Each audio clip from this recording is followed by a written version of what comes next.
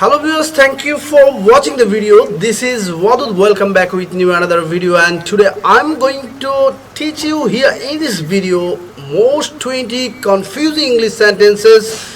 তো আজকে আমি আপনাদেরকে শেখাবো মোস্ট 20 কনফিউজিং বাক্য, সাথে সাথে প্রত্যেকটা বাক্যর গ্রামার বিশ্লেষণ এবং কিভাবে সেটা টেকনিক দিয়ে বাংলা থেকে ইংরেজিতে অনুবাদ করবেন তার টিপস নিয়ে আমি অদূত আজকে আপনাদের সামনে হাজির হয়েছি।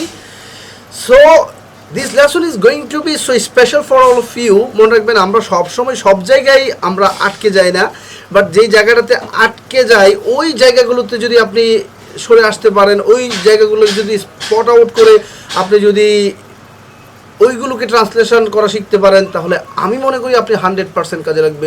সো কথা না বাড়িয়ে let's get started.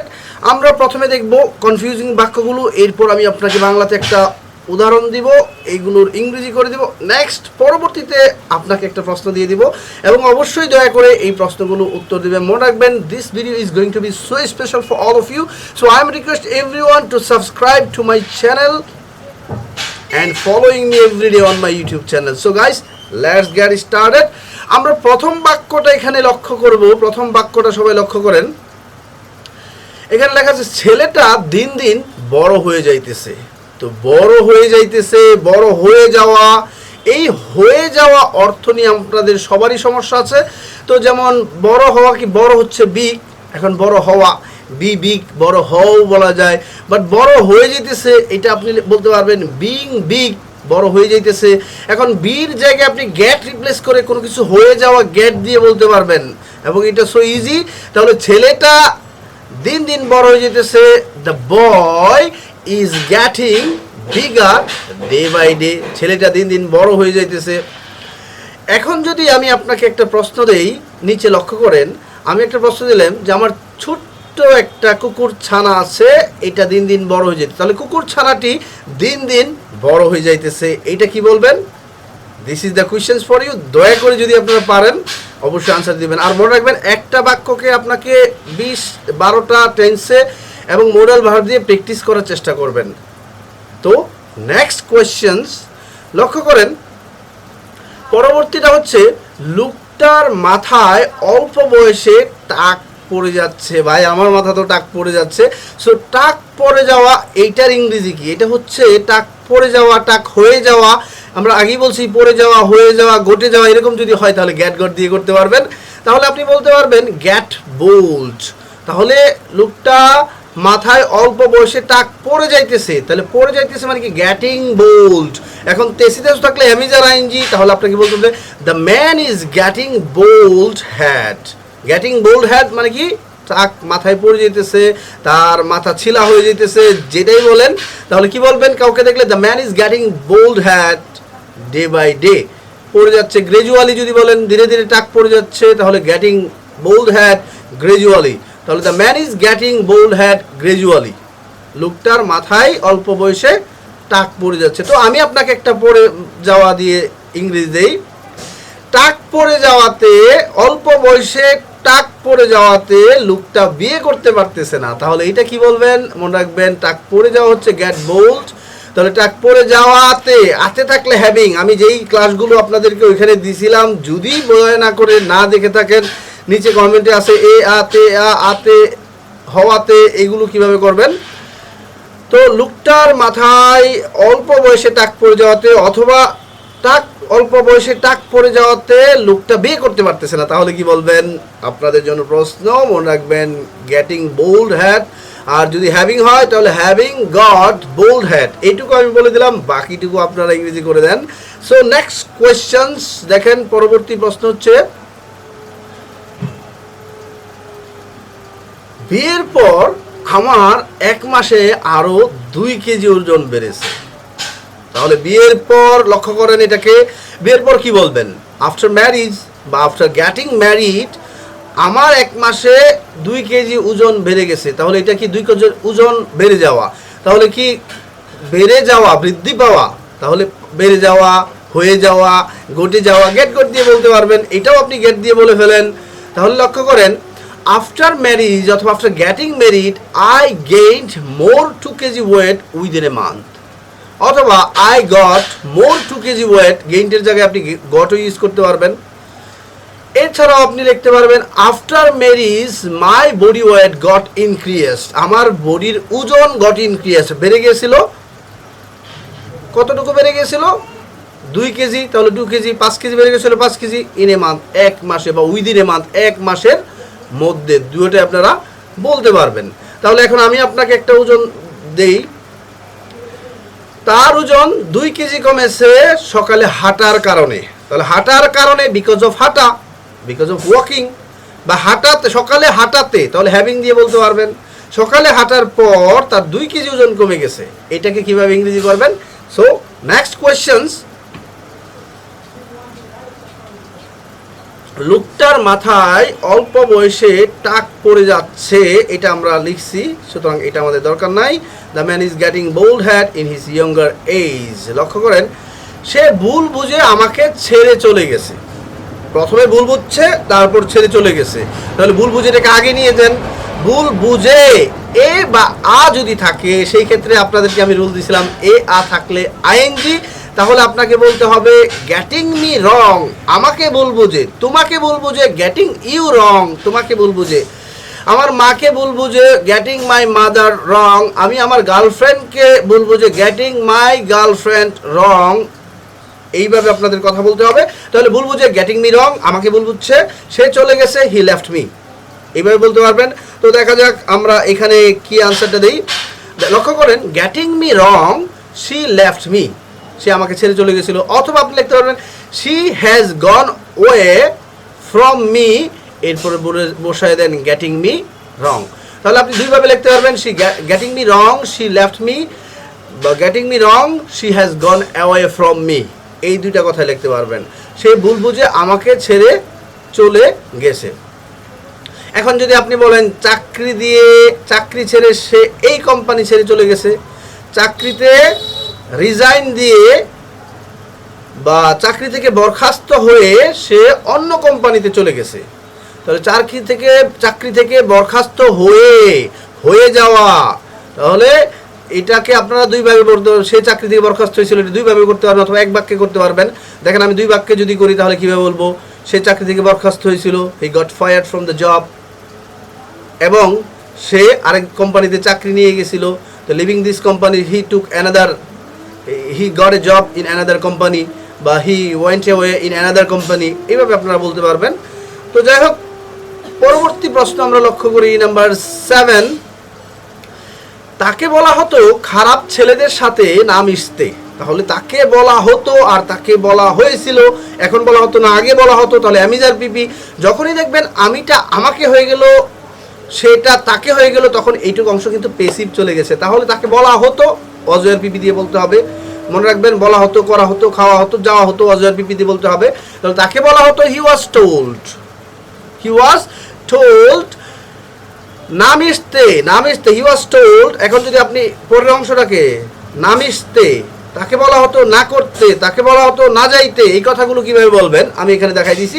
He was told not to mix অথবা not to go with the bad boys, খারাপ ছেলেদের সাথে, অথবা আনরুলি বয়েজ, বন্ড ছেলেদের সাথে, এইটাও আপনারা বলতে পারবেন।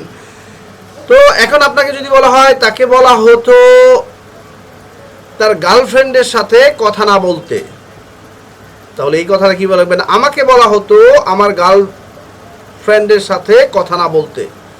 আমাকে নিষেধ করা হতো গার্লফ্রেন্ডের সাথে কথা না বলতে। আমাকে ধমক দেওয়া হতো তার কাছে না যেতে। এই কথাগুলো কিভাবে ইংরেজি করবেন? সো নেক্সট ওয়ান, নাম্বার 8, তাকে 2জন লোককে খুন করা অবস্থায় পাওয়া গেছে। তাকে, এটা কিন্তু পেসিভ চলে গেল, তাকে পাওয়া গেছে, হি হ্যাজ বিন ফাউন্ড, তাকে পাওয়া গেছে। তাহলে কি হবে? তাকে পাওয়া গেছে, প্রথমে তাকেটা নিলেন হি, কারণ আপনি যদি অবজেক্ট তাকে, কিন্তু এটা সাবজেক্টের জায়গায় থাকলে, হিম থাকলেও আপনাকে হি বসাতে হবে সাবজেক্টের জায়গায়। এরপরে পাওয়া গেছে, হি ওয়াজ ফাউন্ড, তাকে পাওয়া গেছিল, তাকে পাওয়া গেছে, কথা একটাই। 2জন লোককে খুন করা অবস্থায়, তাহলে সে 2জন লোককে খুন করেছে, এরপর তাকে পাওয়া গেছে। তাহলে he has killed the man. এখন হি হ্যাজ কিল্ডটা না দিয়ে আপনি সরাসরি হ্যাজ কিল্ডটাকে টু দিয়ে লাগাই দিবেন। তাহলে কি হবে লক্ষ্য করেন, হি ওয়াজ ফাউন্ড, খুন করছে 2টা লোক, টু হ্যাভ কিল্ড 2 পিপল। এখন আমি আপনাকে বললাম তাকে খুন করা অবস্থায় পাওয়া গেছে, তার মানে তাকে মানুষে খুন করছে, সে খুন করে নাই, তখন হি ওয়াজ টু হ্যাভ নাকি হি ওয়াজ টু হ্যাভ বিন কিল্ড, এইটা দিয়ে ইংরেজি করবেন। আমি আপনাদেরকে প্রশ্ন দিলাম যে তাকে খুন করা অবস্থা, এখন সে নিজেই খুন করে, এইটাকে লেখা হয়েছে হি ওয়াজ ফাউন্ড, তাকে পাওয়া গেছিল টু হ্যাভ কিল্ড, মানে এই হিটা সাবজেক্ট এখানে আছে, তো আপনি বলবেন হি হ্যাজ কিল্ড। তাহলে হি হ্যাজ কিল্ডটাকে যদি আমরা একটা বাক্যের সাথে লাগাই তাহলে টু দিয়ে লাগাতে হবে, আর টু পরে সবসময় হ্যাভ হবে, হ্যাজ হবে না, তাহলে টু হ্যাভ কিল্ড। তার মানে হচ্ছে এখানে এই লোকটাই দুইজন লোককে খুন করছে এবং তাকে এই অবস্থায় পাওয়া, তাহলে he was found to have killed, অথবা he was arrested to have killed two people. এখন যদি বলেন এই লোকটাকে মৃত অবস্থায় পাওয়া গেছে, তাহলে কি বলবেন? এই লোকটাকে খুন হওয়া অবস্থায় পাওয়া গেছে, তার মানে কেউ এসে তাকে খুন করে ফেলেছে, তাহলে এটার অর্থ হি ওয়াজ টু হ্যাভ হবে না, এই ক্ষেত্রে আপনাকে বলতে হবে he was found to have been killed by other blah blah blah, যে কারো দ্বারা তাকে খুন করা হইতে পারে। ওকে, নেক্সট ওয়ান, এরপরটা অংশ করেন নাম্বার 9, আমাকে ডাকা যাইতে হইতেছে। আমরা জানি তেইশে থাকলে আমি যার আইনজি হয় সেটা ঠিক আছে, এখন যাইতে আবার হইতেছে, আমাকে বাধ্য হয়ে খাইতে হইতেছে, আমাকে বাধ্য হয়ে এখানে কাজ করতে হইতেছে, আমার বাবার অনেক টাকা আছে, I have a lot of money, but আমাকে বাধ্য হয়ে এখানে কাজ করতে হইতেছে। এই তে হইতেছে থাকলে হ্যাভিং টু, মনে রাখেন, না হলে খাতায় নোট করেন, তে হইতেছে থাকলে হ্যাভিং টু। তাহলে বলেন আই এম হ্যাভিং টু, থাকতে হইতেছে, I am having to live here, আমাকে যাইতে হইতেছে, I am having to go there, আমাকে তাদের বাড়িতে খাইতে হইতেছে, I am having to eat, আমাকে খাইতে হইতেছে, I am having to die, আমাকে মরতে হইতেছে, I am having to be confused, to গিয়ে টু বি হয়ে গেল কেন, এটাও প্রশ্ন, টু যখনই পেসিভ হয়ে যাবে তখন টু বি, আমাকে কনফিউজড হইতে হইতেছে, হইতে হইতেছে, খাইতে হইতেছে, হ্যাভিং টু ইট, হইতে হইতেছে, হ্যাভিং টু বি, তাহলে আমাকে চালাক হইতে হইতেছে, I am having to be clever, তোমাকে সৎ হইতে হইতেছে, he is having to be বা you are having to be, কি বলবেন? ক্লেভার। তাকে নিষ্ঠুর হইতে হইতেছে, এই কথাটা কিভাবে লিখবেন? তাহলে মনে করবেন হইতে হইতেছে হ্যাভিং টু বি, আর হইতেছে হ্যাভিং টু দিয়ে ভার্ব, তাহলে তাকে খাইতে হইতেছে কিভাবে বলবেন? হি ইজ হ্যাভিং টু ইট।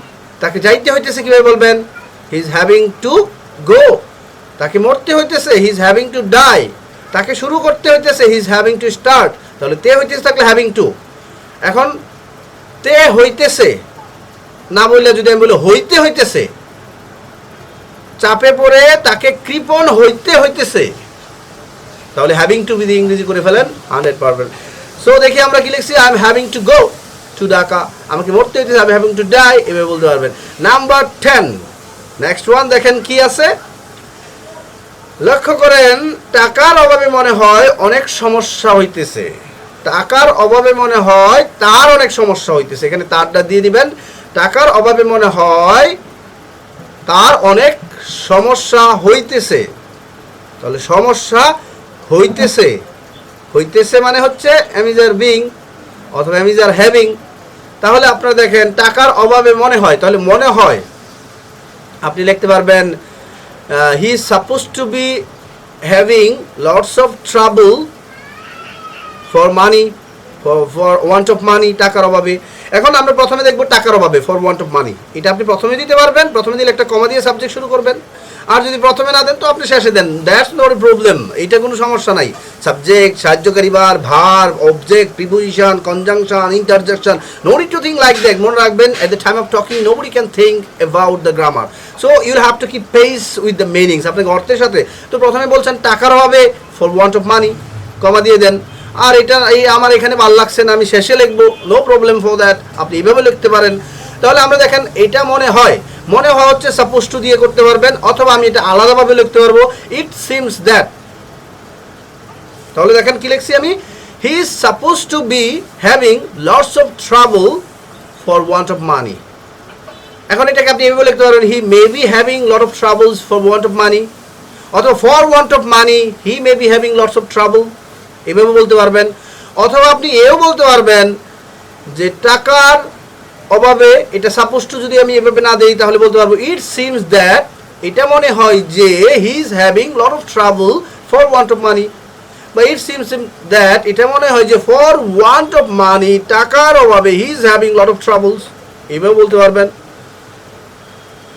আচ্ছা, কাজ না থাকায় সে অনেক বিপদে পড়তেছে, তার নিজের বাড়ি না থাকায়, হ্যাভিং নো নিজের বাড়ি, having no own home, having no home বাড়ি না থাকায় তাকে অনেক বিপদে পড়তে হইতেছে, বিপদে পড়তে হইতেছে। He is having to fall in troubles, তাকে পড়তে হইতেছে, হ্যাভিং টু ফল পড়তে হইতেছে, ইন ডেঞ্জার বিপদে, এইভাবে বলতে পারবেন। তো যদি বুঝতে পারেন অবশ্যই লিখে দেবেন, কারণ আপনাদের এই জিনিসগুলোই আমাদের দরকার। এরপরে নেক্সট ওয়ান লক্ষ্য করেন, লকডাউনে ঘরে বসে থাকতে থাকতে আমরা বিরক্ত হয়ে গেছিলাম। আসলেই ভাই, because of lockdown we had to stay at home all the time, আমাদেরকে সবসময় লকডাউনে ঘরে বসে, তো এখানে যে থাকতে থাকতে, করতে করতে, খাইতে খাইতে, তাহলে বসে থাকতে থাকতে, অ্যাট সিটিং হোম বা সিটিং অ্যাট হোম, খাইতে খাইতে, ইটিং মোর, বলতে বলতে, টেলিং কন্টিনিউয়াসলি, এভাবে বলতে পারবেন। আবার আইনজি দিয়েও পড়তে পড়তে, খাইতে খাইতে হয়। যেমন সে পড়তে পড়তে পাগল হয়ে গেছিল, তাহলে কি বলবেন? আগে আমরা এটা দেখে নেই। তাহলে দেখি, লকডাউনে, ডিউরিং লকডাউন আমরা বিরক্ত হয়ে গেছিলাম, বিরক্ত হয়ে যাওয়া মানে গেট গট, আপনি এভাবে চিন্তা করেন। তাহলে we got bored sitting at home, ঘরে বসে থাকতে থাকতে। তাহলে এখন যদি বলতাম যে ঘরে বসে বই পড়তে পড়তে বিরক্ত হয়ে গেছিলাম, তাহলে কি বলতেন? জাস্ট ঘরে বসে সিটিং অ্যাট হোম বলছেন, তখন বলবেন reading book all day long, সারাদিন বই পড়তে পড়তে সে পাগল হয়ে গেছিল, এটা কিভাবে বলবেন? তাহলে reading book all day long he got mad, he got crazy, he was crazy, এটাও বলতে পারবেন। তো আপনার আনসার দিয়ে দিবেন। এরপরে লক্ষ্য করেন, ছেলেটা সবসময় পড়তে পড়তে মানসিক ভারসাম্য হারিয়ে ফেলেছিল, হয়ে গিয়েছিল, গেট গট দিয়ে করতে পারবেন। তাহলে ছেলেটা সবসময় পড়তে পড়তে, খাইতে খাইতে, যাইতে যাইতে, এরকম যদি থাকে আইনজি লাগাই দিবেন, তাহলেই হবে। তাহলে দেখেন, ছেলেটা সবসময় পড়তে পড়তে মানসিক ভারসাম্য হয়ে গেছিল, তাহলে সবসময় পড়তে পড়তে ছেলেটা মানসিক ভারসাম্য হয়ে গেছিল, এইভাবে লিখতে পারবেন। আর না হয় আপনি ইচ্ছা করলে এইভাবে লিখতে পারবেন, ছেলেটা পড়তে পড়তে মানসিক ভারসাম্য হয়ে গেছিল, এইটাও বলতে পারবেন। So which one you want, আপনি সামনে বসাতে পারবেন, এই অংশটা পরে বসাতে পারবেন, এইটার জন্য কোনো সমস্যা নাই। যদি সামনে বসান, সাবজেক্টটাকে একটা কমা দিবেন, আর যদি পরে বসান, no need to do anything. তাহলে দেখেন, ছেলেটা সবসময় পড়তে পড়তে, এটার ইংরেজি কি হবে? The boy got mentally disorder, মানসিকভাবে ভারসাম্য হারিয়ে ফেলা হচ্ছে, গট মেন্টালি ডিসঅর্ডার। স্টাডিং, দেখেন এই যে তে করতে করতে পড়তে পড়তে, তাহলে পড়তে পড়তে, স্টাডিং অল দ্য টাইম, সবসময় পড়তে পড়তে, স্টাডিং অল ডে লং, সারাদিন পড়তে পড়তে, তাহলে এইভাবে লিখতে পারবেন, all the time. The boy got mentally disorder, the boy got mad, the boy got crazy, the boy got mentally sick, এইভাবে বলতে পারবেন। এখন দেখেন, পরবর্তী হচ্ছে, সারাদিন একা থাকতে থাকতে লোকটা মানসিকভাবে বিপর্যস্ত হয়ে গেছে। মনে রাখবেন, বিপর্যস্ত আর পাগল হয়ে যাওয়া, মেন্টালি ডিসঅর্ডার হয়ে যাওয়া, সবই এক কথা। তাহলে আপনি কি বলবেন? ছেলেটা সবসময় একা থাকতে থাকতে মানসিকভাবে বিপর্যস্ত হয়ে গেছে, মেন্টালি ডিসঅর্ডার দিয়ে করবেন, get mentally disorder, got mentally disorder, এটা দিয়ে আপনার উত্তর দিবেন। সো নেক্সট ওয়ান, পরবর্তীটা লক্ষ্য করেন, আজকে সারাদিন একটু পর পর বৃষ্টি হইতেছে, মানে কি? আজকে সারাদিন একটু পর পর থেমে থেমে বৃষ্টি হইতেছে, একটু পর পর থেমে থেমে, এইটার অর্থ কি? এইটা যদি পারেন, তাহলে আজকে সারাদিন, টুডে অল ডে লং বৃষ্টি হইতেছে, ইটস বিন রেইনিং বা ইটস রেইনিং, থেমে থেমে, একটু পর পর, একটু দাঁড়ায়া, এরকম যদি যেটাই বুঝান, তাহলে আপনার বুঝতে হবে এটার অর্থ হচ্ছে ইন্টারমিটেন্টলি। তাহলে লক্ষ্য করেন, it's raining all day long, ইন্টারমিটেন্টলি, এটা আলাদা হয়ে গেছে, আপনারা একসাথে করে নেবেন। এরপরে যদি এটা বলেন, তাহলে পরবর্তী বাক্যটা লক্ষ্য করেন, অনেক সময় বাচ্চারা থেমে থেমে কাঁদে। আসলেই তো, আমি যখন ছোট ছিলাম তখন কোনো কিছুর জন্য I use to cry intermittently, তাহলে এটার ইংরেজি কি করবেন? This is the questions for you. থেমে থেমে কাদাটা হচ্ছে ক্রাই, থেমে থেমে। আপনারা আগের বাক্যে দেখছেন ইন্টারমিটেন্টলি, তাহলে এই বাক্যটাকে আপনাদের কমেন্টে উত্তর দিতে হবে। Next one. তাহলে দেখেন অনেক সময় many Times, many a time, অনেক সময় মেনি এ টাইমও বলতে পারবেন, মেনি টাইমসও বলতে পারবেন। মেনি টাইমস বলতে অনেক সময়, মেনি এ টাইম অনেক সময়। চিলড্রেন ক্রাইস ইন্টারমিটেন্টলি। ইন্টারমিটেন্টলি অর্থ কি? ইন্টারমিটেন্টলি, ইন্টারমিটেন্টলি, থেমে থেমে। এরপর লক্ষ্য করেন, সারাদিন আমাকে একাধারে দাঁড়িয়ে থাকতে হয়। আগে বলছি থেমে থেমে দাঁড়িয়ে থাকতে হয়, থেমে থেমে বৃষ্টি হইতেছে, এখন বললাম যে এক নাগারে দাঁড়িয়ে থাকতে হয়। সো এই এক নাগারে ইংরেজি কি? অ্যাট এ স্ট্রেচ দিতে পারবেন, অথবা কন্টিনিউয়াসলি, অ্যাট এ স্ট্রেচ অথবা কন্টিনিউয়াসলি। তাহলে দেখেন সারাদিন আমাকে একেবারে দাঁড়িয়ে থাকতে হয়, লক্ষ্য করেন তে হয়, তে হয় থাকলে হচ্ছে হ্যাভ টু, এস টু। তাহলে আমাকে করতে হয় আই হ্যাভ টু গো, আমাকে যাইতে হয় আই হ্যাভ টু গো, আমাকে থামতে হয় আই হ্যাভ টু স্টপ, আমাকে দৌড়াইতে হয় আই হ্যাভ টু রান। এখন হচ্ছে আমাকে দাঁড়িয়ে থাকতে হয় আই হ্যাভ টু স্ট্যান্ড। এখন একা দাঁড়িয়ে থাকলে আপনি টু বি আইএনজি দিয়েও করতে পারবেন, I have to be standing. লক্ষ্য করেন, আমাকে একা দাঁড়িয়ে থাকতে হয়, দাঁড়িয়ে থাকতেই হয়, থাকতেই হয়, থাকতেই হয়, এরকম বুঝালে হ্যাভ টু বি আইএনজি। তাহলে বলেন I have to be standing all day long at a stretch. এখন একটা না বললেও চলবে, I have to be standing all day long, এইটা দিয়ে ধারণা পাওয়া যাবে। এরপর যদি আপনি বুঝাতে চান একটা না continuously, I have to be standing all day long continuously, I have to be standing all day long at a stretch, I have to be standing all day long without a break, এইভাবে বলতে পারবেন। তো আমি আপনাদেরকে একটা বাক্য দেই, এইটা হচ্ছে সারাদিন আমাকে একাধারে অপেক্ষা করতেই থাকতে হয়, অপেক্ষা করতেই থাকতে হয়। তার আসার কথা, কিন্তু আমাকে সারাদিনই তার জন্য অপেক্ষা করতেই হয়, সবসময় আমাকে করতে হয়, আমাকে তার জন্য একাধারে অপেক্ষা করতেই থাকতে হয়, করতেই থাকতে হয়। তাহলে কি বলবেন? এইটা আপনারা এই একই রুলে আপনারা দিতে পারবেন। সো নেক্সট ওয়ান, পরবর্তীটা লক্ষ্য করেন, অল্প বয়সে প্রেমে পড়ার মজাই আলাদা। কি বললাম? অল্প বয়সে প্রেমে পড়ার মজাই আলাদা। তাহলে প্রেমে পড়া, ফল ইন লাভ। তাহলে অল্প বয়সে প্রেমে পড়ার মজাই আলাদা। তাহলে দেখেন মজাই আলাদা, প্রেমে পড়া। তাহলে এখানে আমরা বলবো, প্রথমে নিব প্রেমে, অল্প বয়সে প্রেমে পড়া, এটাকে সাবজেক্ট বানাবো। ঠিক আছে, মজাই আলাদা, তার মানে কি এটার একটা আলাদা মজা আছে। তাহলে কিভাবে বলবেন? Falling in love in tender age. Tender age বলতে হচ্ছে ইয়ঙ্গার এজ, টেন্ডার এজ হচ্ছে কচি বয়সে প্রেমে পড়া, একটা মজা আলাদা, তার মানে কি এর একটা মজা আছে। তাহলে falling in love in tender age অথবা ইয়ঙ্গার এজ হ্যাজ আছে একটা ইটস ওন ফিলিং। তাহলে লক্ষ্য করেন, falling in love in tender age has its, এখানে আইটি কমা হবে না, এখানে হবে আইটিএস, ইটস মানে এইটার ইটস ওন ফিল, এটার একটা আলাদা মজা আছে। যেমন আমরা সকালে ঘুম থেকে উঠে চা খাওয়ার মজাই আলাদা, তাহলে এই মজাই আলাদা, এইটাকে ইংরেজি করবেন has its own taste, has its own feel, ফিলও বলতে পারবেন, টেস্টও বলতে পারবেন। তাহলে falling in love in tender age has its own feel. এখন আমি আপনাদেরকে একটা প্রশ্ন দিই, এইটার উত্তর আপনারা দিবেন। অল্প বয়সে বিয়ে করার মজাই আলাদা, পায়ের উপর পা রেখে টি স্টলে বসে চা খাওয়ার মজাই আলাদা। এই দুইটা বাক্য দিলাম, পায়ের উপর পা বসে রেখে। তাহলে এটা ইংরেজি করার চেষ্টা করবেন। সো নেক্সট ওয়ান, পরবর্তীতে লক্ষ্য করেন, বয়স হওয়ার আগেই তার মাথার চুল পুরাই সাদা হয়ে গেছে। বয়স হওয়ার আগেই, এই হওয়া মানে হচ্ছে গ্যাট গটের কাজ, আপনি এইভাবে মনে রাখেন। তাহলে বয়স হওয়া, এখানে কোনো কাজ নাই, তার মাথার চুল সাদা হয়ে গেছে। তাহলে বিফোর গেটিং ওল্ডার, বয়স হওয়ার আগেই, অথবা বিফোর গেটিং এইজড, এইজের সাথে ইডি দেন, সেটা পাস্ট পার্টিসিপল হবে, সেটা অ্যাডজেক্টিভের কাজ করবে।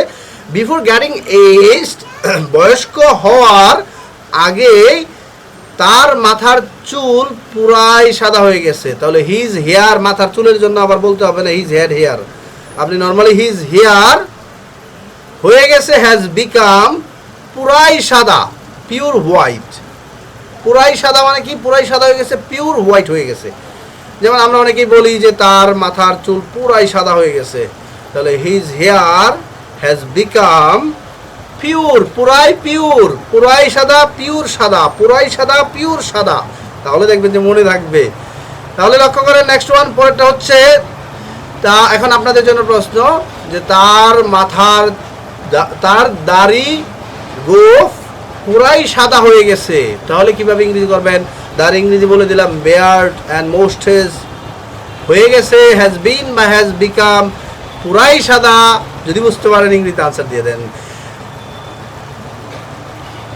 পরবর্তীটা লক্ষ্য করেন, before getting age his hair has become pure white. Next one, পরে দেখেন কক্সবাজারে গিয়ে তারা ভালো সময় কাটাইতেছে, কাটাইতেছে থাকতে হইতেছে, এগুলো হচ্ছে হ্যাভিং টুর কাজ, হ্যাভিং এর কাজ। তাহলে ভালো সময় কাটাইতেছে মানে কি? ভালো সময় পাইতেছে। এখন ভালো সময় পাইতে যদি গেটিং গুড টাইমস, এখন গেটের পরিবর্তে অ্যাড ব্যবহার করা যায়। আপনি এই ক্ষেত্রে বলতে পারবেন কক্সবাজারে গিয়ে, এটা আপনি প্রথমে বসাতে পারবেন কক্সবাজার তারা ভালো সময় কাটাইতেছে কক্সবাজারে গিয়ে, পরে বসে। এখন it depends totally up to you what the time, in which time you will say that Cox's Bazar গিয়ে এটা আমি আগে বসাবো। যদি আপনার মনে হয় যে এটা আগে আসছে, যে কক্সবাজার গিয়ে তারা ভালো সময় কাটাচ্ছে, তাহলে এটা আমি আগে বলছি, তো আমি আগেই বলবো গোয়িং টু কক্সবাজার, একটা কমা দিলাম, তারা ভালো সময় কাটাইতেছে, এই কাটাইতেছে হচ্ছে হ্যাভিং টু। তাহলে he is having, having to না, কাটাইতেছে এটার অর্থ হচ্ছে হ্যাভিং। তাহলে they are having good times in Cox's Bazar, going to Cox's Bazar. তাহলে কক্সবাজারে গিয়ে তারা ভালো সময় কাটাইতেছে, গোয়িং টু কক্সবাজার। লক্ষ্য করেন going to Cox's Bazar they are having good times. দাদির বাড়িতে তারা, তাদের গ্রামের দাদির বাড়িতে, তাদের গ্রামের বাড়িতে তারা ভালো সময় কাটাইতেছে। তাহলে এটার একটা ইংরেজির উত্তর দিয়ে দেন। এরপরের বাক্য লক্ষ্য করি আমরা, আজকালের পোলাপান পড়ালেখা বাদ দিয়ে সারাদিন মোবাইলে গেম খেলতেই থাকে, খেলতেই থাকে, খেলতেই থাকে। তার মানে কি? বারবার খেলতে। তাহলে আজকালের পোলাপান, এটা আপনার এভাবে বললেই হবে, নাও ডেজ পোলাপান, এটা হচ্ছে চিলড্রেন, পড়ালেখা বাদ দিয়ে সারাদিন মোবাইলে গেম খেলতেই থাকে। তাহলে পোলাপান খেলতেই থাকে, করতেই থাকে, এটার ইংরেজি হচ্ছে are busy in dot dot dot. এখন busy in studying, busy in playing, ছেলেটা সারাদিন পড়তেই থাকে, পড়তেই থাকে। তাহলে the boys are busy in, ছেলেরা, এই ছেলেগুলো সারাদিন পড়তেই থাকে, পড়তেই থাকে। The boys are busy in, পড়তেই থাকে, in reading all day long, সারাদিন পড়তেই থাকে। এখন আজকালের পোলাপান লেখাপড়া বাদ দিয়ে সারাদিন মোবাইল গেম খেলতেই থাকে। তাহলে আজকালের পোলাপান, নাও ডেইজ, এটাই আজকাল, চিলড্রেন। এখন আজকালের পোলাপান অফ নাও ডেইজ, এটা বলার দরকার নেই, আজকে নাও ডেইজ বলেন। হ্যাঁ, আজকালের পোলাপান, the children, the children are busy, busy in playing mobile game, busy in playing mobile game. তাহলে দেখেন nowadays children remains busy বা are busy in playing mobile games rather than studying, লেখাপড়া বাদ দিয়ে বা লিভিং স্টাডি, লেখাপড়া ছেড়ে দিয়ে, বা স্টপিং, লেখাপড়া থামিয়ে, এটা বলতে পারবেন। তো আমি যদি বলি আজকালের ছেলেমেয়েরা